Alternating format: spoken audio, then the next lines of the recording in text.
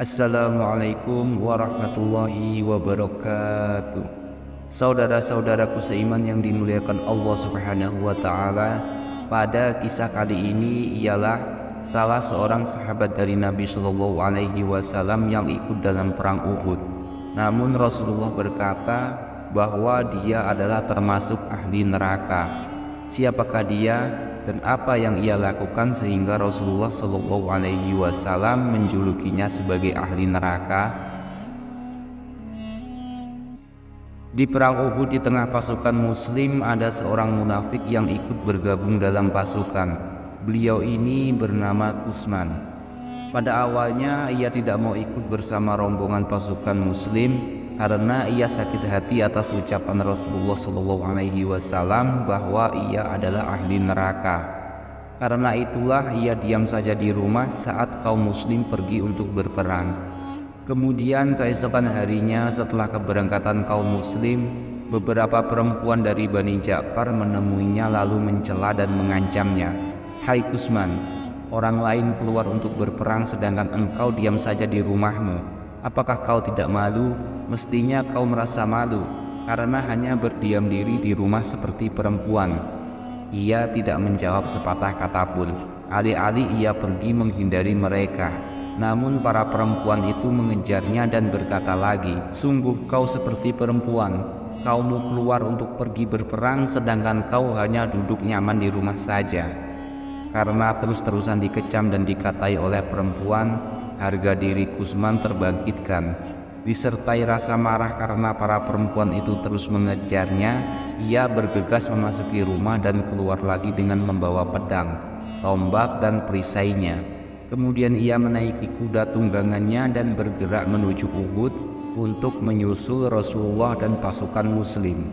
Saat ia tiba di perkemahan kaum muslim, ketika itu Rasulullah Shallallahu alaihi wasallam sedang merapikan barisan.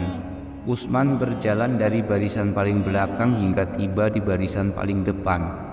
Di saat perang berkecamuk, ia termasuk di antara barisan muslim yang pertama melemparkan tombak. Ia memang dikenal mahir melemparkan tombak, sehingga lemparan tombaknya itu melayang jauh dan ringan bagaikan lontaran anak panah. Ia bertarung dengan penuh keberanian sambil berteriak kencang. Setelah melemparkan tombak, ia hunus pedangnya lalu mengayunkannya dan menyerang musuh dengan ganas. Kaum muslim yang melihatnya merasa takjub dan bertanya-tanya, mungkinkah orang yang berperang seperti ini menjadi ahli neraka? Bagi mereka, keberanian dan kesungguhan Utsman dalam berperang benar-benar membuat takjub, sehingga rasanya tidak mungkin jika ia dimasukkan ke dalam ahli neraka. Di saat perang Uhud, para pembela Panji Quraisy menjadi sasaran utama kaum muslim. Saat Panji dipegang oleh Abu Sa'id, Sa'ad bin Abi Waqqas membunuhnya. Kemudian Panji kaum musyrik diambil alih oleh Mas'aki bin Abi Thalhah. Namun lagi-lagi ia menjadi sasaran empuk pasukan muslim.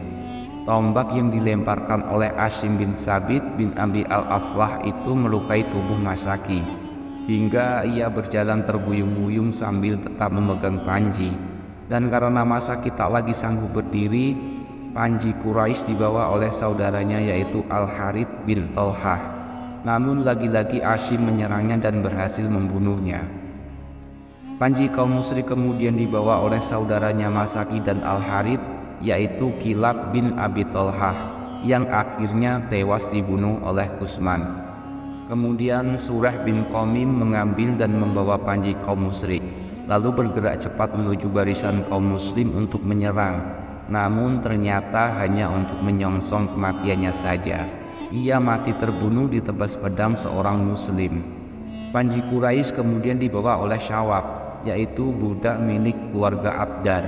Namun Utsman menghadangnya dan menyergapnya, lalu membabat tangan kanannya. Kemudian Syawab memegang Panji dengan tangan kirinya.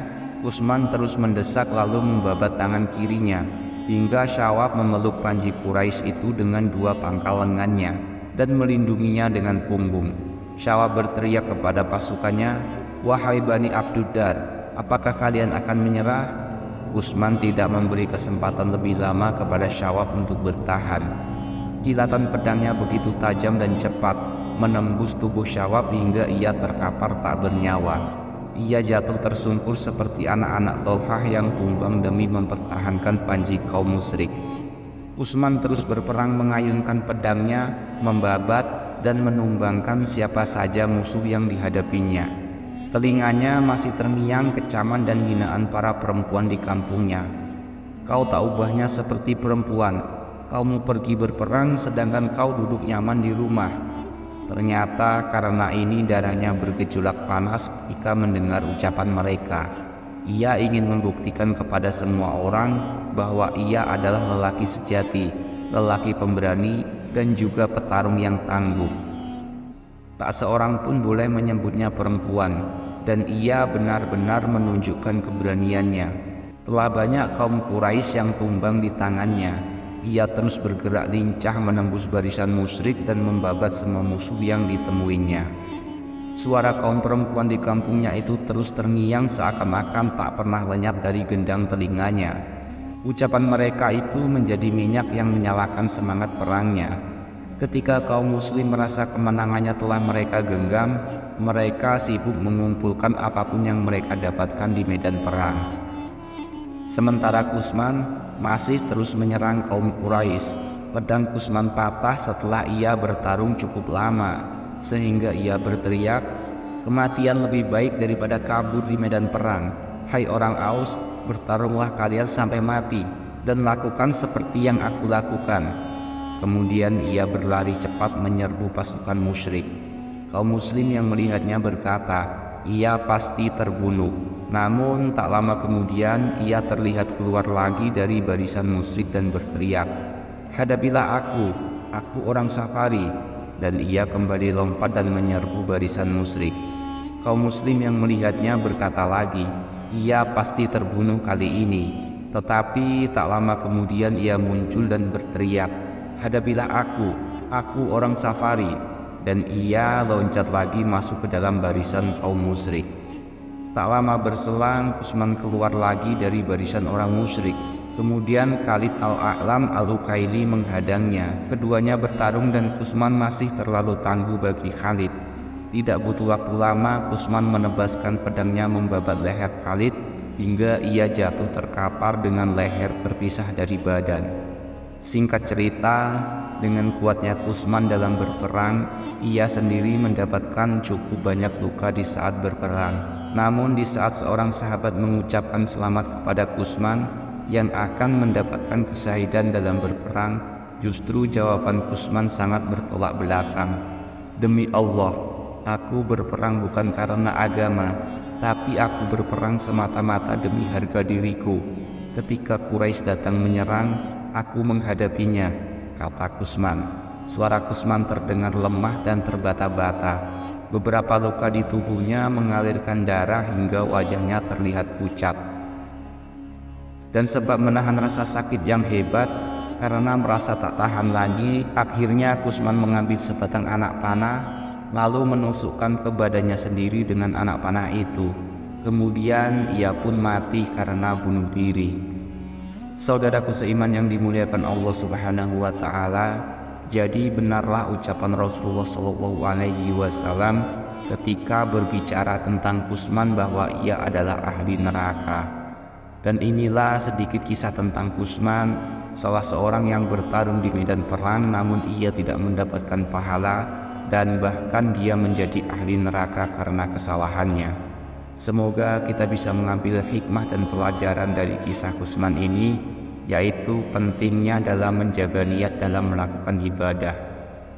Jika saya ada salah dalam penyampaian ini, saya mohon maaf yang sedalam-dalamnya, karena sesungguhnya kebenaran itu hanya milik Allah Subhanahu wa Ta'ala dan kesalahan itu milik saya sebagai manusia biasa.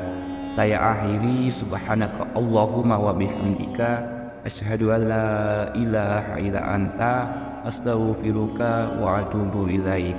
Wassalamualaikum warahmatullahi wabarakatuh.